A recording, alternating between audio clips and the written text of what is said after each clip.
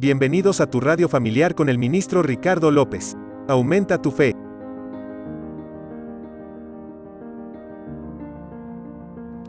Dios les bendiga, amados hermanos. Bienvenidos a este espacio Radio Familiar. Un radio creado precisamente para orientar, dirigir y dar esas ideas a lo que es la familia. Me acompaña el pastor Rainer Ten en esta oportunidad y agradezco a Dios que Él está aquí con nosotros, pues tenemos un tema muy especial para compartir con cada uno de ustedes, que sé que será de edificación y de bendición para sus vidas. Vamos a hablar ahora, basado en este tema muy importante, las cualidades de la familia. Pastor Rainer, ¿qué usted dice en cuanto a eso? Las cualidades de la familia. Dios te bendiga, amado hermano Ricardo. Bueno, cuando hablamos de las cualidades de la familia, hay tantas cosas en que pensar, pero principalmente en las que Dios ha planificado. Amén, así es. Cualidades principales de la familia para mí es que son el núcleo de nuestra sociedad, que son el diseño de Dios, que sobre toda cosa es, lo que Dios imaginó, lo que Dios pensó para el hombre, la manera en que Dios quiso ejercer gobierno sobre la creación fue a través de la familia. Y cuando vemos todo esto y pensamos en esas características principales de la familia, vemos que la familia es una a nivel espiritual, vemos que la familia establece una cultura a nivel terrenal, y vemos que una familia es el núcleo principal para la reproducción aquí en la tierra. Amén, así mismo es. Y me gusta la palabra, y es el texto que queremos iniciar con este texto, que está en Génesis 2:18. La palabra del Señor nos habla en Génesis 2:18. Dice, y dijo Jehová Dios, no es bueno que el hombre esté solo, le haré ayuda para él. Gloria a Dios. Y cuando vemos este texto, podemos ver que todavía la iglesia no estaba. Es decir, que eso me habla a mí, que lo primero que Dios instituye sobre la tierra es una familia. Eso es poderoso, Ricardo, porque cuando pensamos en esa realidad, nos damos cuenta que la iglesia en realidad es una familia que nace de una familia. O sea, la iglesia como congregación es un lugar donde las familias se unen.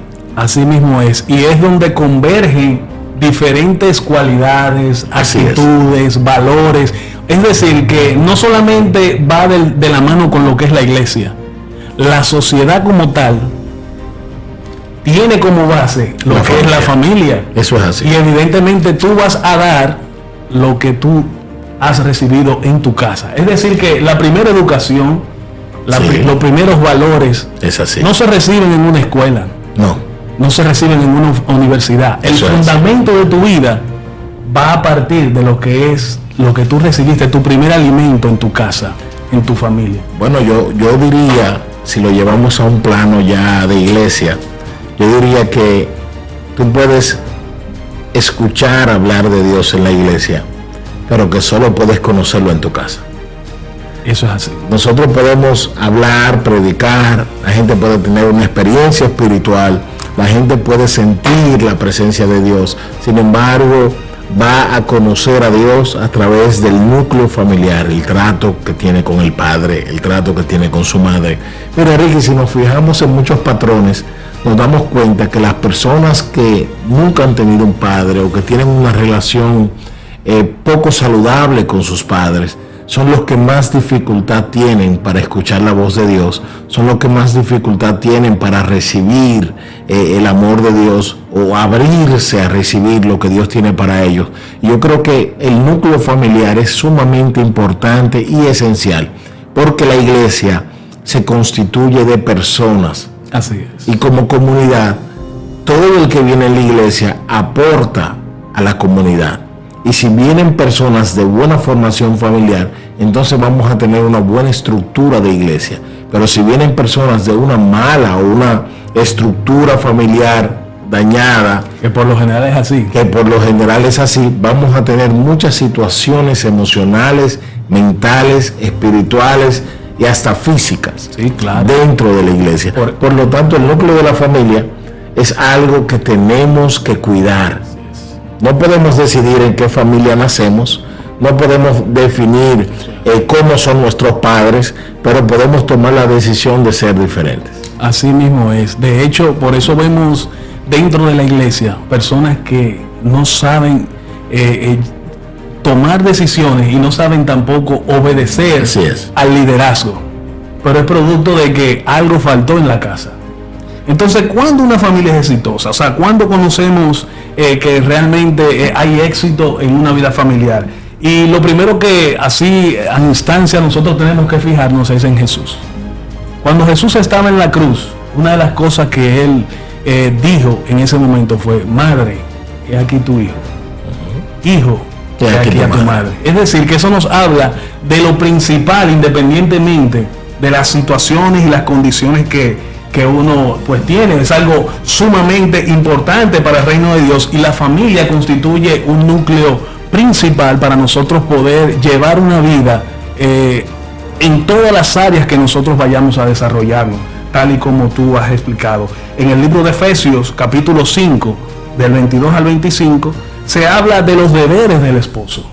Cuando uno toma este pasaje, también habla de los deberes de la esposa, pero en el versículo 32 dice: grande es este misterio.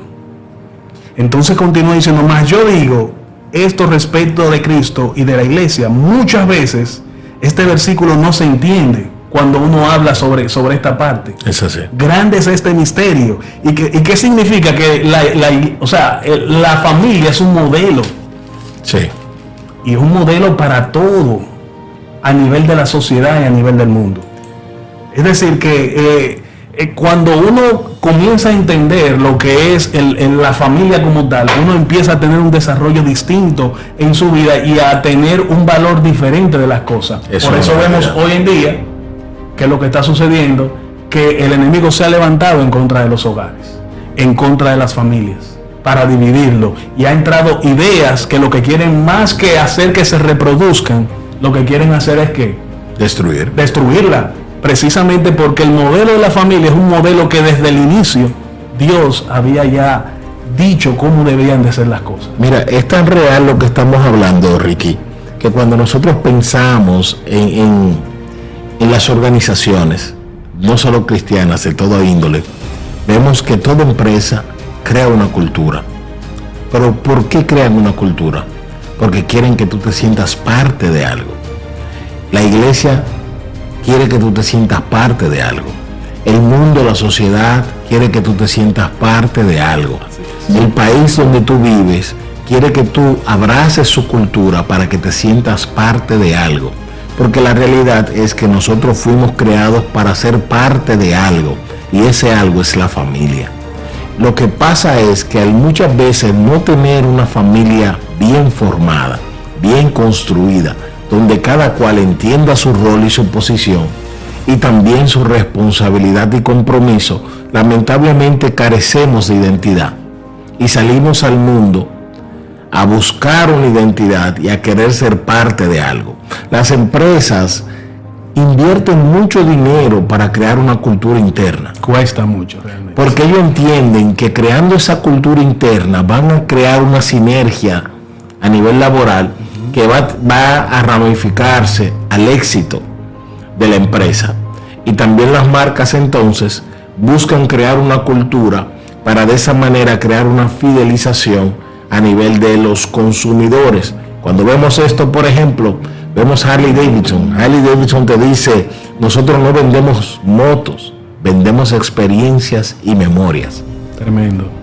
Es una cultura. Tremendo. Todo el que tiene una de esas motos no solo es dueño de una moto, sino que es parte de un equipo élite, de un grupo de personas que por lo general ahorran toda su vida para comprar una de esas motos, ir a rodar con personas, tienen acceso a diferentes privilegios, diferentes cosas que da la misma marca, y al final ellos lo que están buscando es crear una cultura. Y la cultura toma tiempo, toma tiempo, años y mucha inversión realmente. Los Jordan igual se ha creado una cultura. A nivel de moda deportiva, ya es cultura, ya no es solo una marca, ya es una cultura. Ahora, ¿por qué todas las personas están tratando de emular una cultura? Porque es el diseño de Dios. Dios creó la familia para que dentro del núcleo familiar haya una cultura interna. Y de esa cultura es que nace la identidad del ser humano. Mira, Ricky, yo siempre he dicho que yo puedo tener una visión singular. Como padre, como madre, nosotros tenemos una visión. Sin embargo, si esa visión no se transforma en una cultura, es imposible que nuestros hijos la emulen, la hagan también, vengan y hagan lo mismo o lo hagan mejor. Es que tú tienes que modelar Exacto. lo que tú estás diciendo para que tus hijos puedan recibir y ellos puedan entonces también reproducir correctamente lo que han vivido, lo que han aprendido y desarrollarlo en futuras generaciones. Y eso lo hace la cultura. Eso lo hace. Porque tú agarras una visión y a través de acciones específicas y estratégicas, tú comienzas a desarrollar los fundamentos que van a fortalecer, pero también a sustentar tu visión. Y ahí nace la cultura. Así mismo es. Entonces, como tú bien decías, y retomando un poquito esta parte, el modelo de la familia es un modelo que está vinculado a Cristo con su iglesia. Así es. Entonces, ¿cuántas familias reflejan su vida a Cristo? ¿Cómo reflejan? ¿Cuántas familias hacen eso? Son pocas. Son pocas. Pero es precisamente eso. Y la palabra de Dios dice en la carta primera de Timoteo 5:8, dice, el que no provee para los suyos y sobre todo para los de su propia casa, ha negado la fe y es peor que un incrédulo. Óyeme esto, oye lo fuerte de la carta, porque es que nos está diciendo a nosotros como iglesia nuestros compromisos, nuestros deberes Ricky, con la familia. Eso me hace a mí pensar entonces que hay muchas personas descarriados dentro de la iglesia. Ay, ¿Por qué te digo esto? Porque si nos detenemos a pensar un momento, hemos hablado mucho del pecado y siempre hemos puesto el pecado como una acción. Pero a veces el pecado, como en este caso, puede ser la ausencia de una acción. O sea, el pecado no es solo hacer lo malo. sí. Dejar de hacer lo bueno también es pecado. Sí, la misma Biblia dice, hay de aquel que sabe hacer lo bueno y no lo hace. También es pecado. Eso es pecado. Entonces, a veces nosotros estamos como tan enfocados, ¿no? El pecado. Al igual que la santidad. Como que la santidad es esto, sí, pero la santidad principal es obedecer a Dios. Así mismo. Si yo no peco, si yo me guardo, si yo me aparto, si yo no hago nada, pero tampoco obedezco a Dios, yo no puedo hablar de santidad. Precisamente entonces el libro de Tito habla sobre eso. Dice, algunos profesan conocer a Dios, pero sus acciones dicen lo contrario. lo niegan. Dicen lo contrario. Entonces, ahí estamos en ese asunto y es una pregunta importante. ¿La familia niega la fe?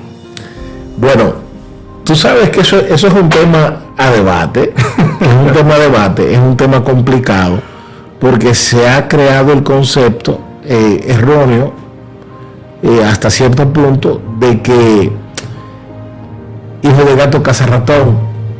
Entonces mi hijo tiene que ser igual que yo, donde él es otra persona.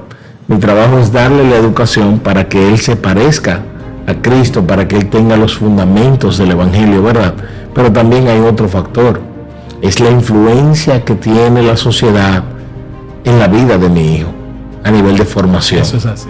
Y lamentablemente que dentro de todo lo que estamos viviendo ahora, de la normativa nueva, muchas veces los jóvenes entran en una etapa y en una fase donde van a querer probar ciertas cosas. Y la manera en que nosotros reaccionemos y tratemos con ellos va a definir muchas cosas en el resultado. Pero aquí vamos al tema. El tema es que cuando nosotros hablamos de una familia, muchas veces pensamos en la totalidad, todos los integrantes. Lamentablemente no siempre todos los integrantes están en el mismo lugar, ni en el mismo nivel, ni en el mismo estado. Y ahí es que nace el problema, porque muchas veces yo me voy adelante y crezco solo y avanzo solo, y después quiero decirle a los que ya no han avanzado, alcáncenme, Se quedaron de ser rápido, se quedaron atrás. Eso, avancen. Y quiero llevarlo a mi tiempo. Sí. Y no tengo la delicadeza de caminar con ellos a su ritmo. Eso le pasa al que tiene mucho conocimiento, al que tiene mucha experiencia y al que ya ha dado un paso fuerte en la fe, que muchas veces quiere arrastrar a las personas en lugar de cargarlos. Y yo creo que eso es lo que ha hecho que muchas familias no puedan contestar la respuesta que tú estás pidiendo ahora. Sí. No todas las familias hoy en día están centradas en Cristo, porque nosotros mismos hemos sacado a Cristo de nuestra familia.